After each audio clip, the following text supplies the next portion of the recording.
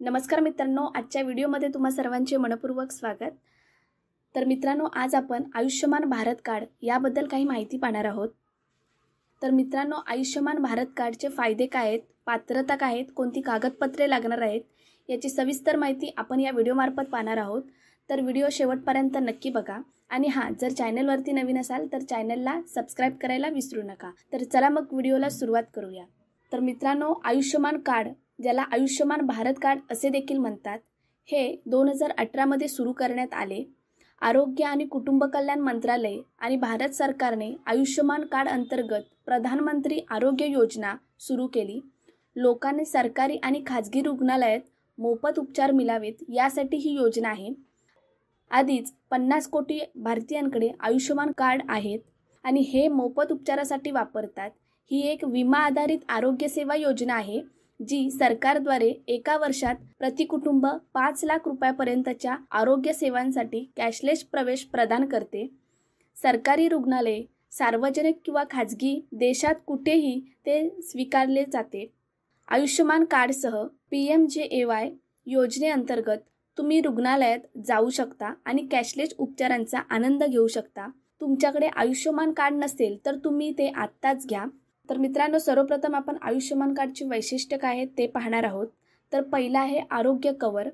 Ayushman card प्रत्येक कुटुंबाला प्रतिवर्षी 5 लाख रुपयापर्यंतचे आरोग्य कव्हरेज प्रदान करते।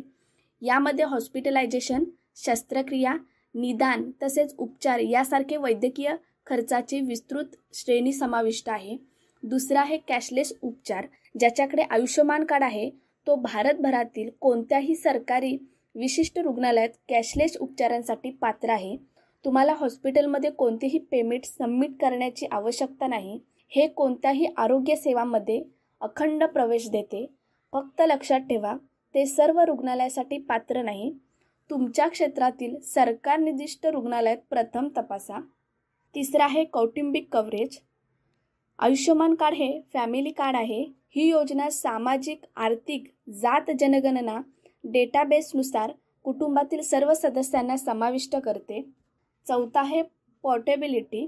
आयुष्यमान कार्ड संपूर्ण भारतातील सर्व राज्य आणि केंद्रशासित प्रदेशांसाठी पोर्टेबल आहे।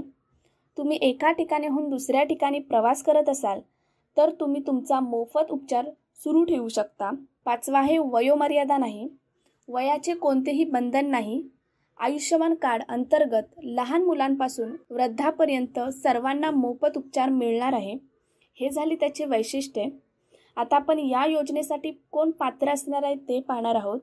तर पहिला आहे उमेदवार हा दारिद्र्य रेषेखालील श्रेणीतील किंवा कमी उत्पन्नाचे स्तर असावेत।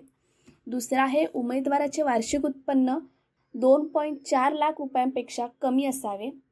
तिसरा आहे पात्रता प्रामुख्याने सामाजिक, आर्थिक, जात जनगणना डेटाबेसवर आधारित आहे। चौथा आहे उमेदवाराचे कुटुंबाचे वय 16 वर्षापेक्षा जास्त नसावे। पाचवा आहे उमेदवार SSC किंवा ST प्रवर्गातील असणे आवश्यक आहे। सहावा आहे ज्या उमेदवाराचे कायमस्वरूपी वास्तव्य नाही। हे झाले ते पात्रता। आता या योजनेसाठी कोणती कागदपत्रे लागणार आहेत ते पाहणार आहोत। तर पहिला आहे आधार कार्ड, दुसरा आहे शिधापत्रिका, तिसरा आहे रेशन कार्ड, जर रेशन कार्ड नसेल तर मतदान ओळखपत्र, चौथा आहे पासपोर्ट आकाराचे फोटो, पाचवा आहे उत्पन्नाचे प्रमाणपत्र, सहावा आहे जात प्रमाणपत्र। हे सर्व कागदपत्रे आवश्यक आहेत।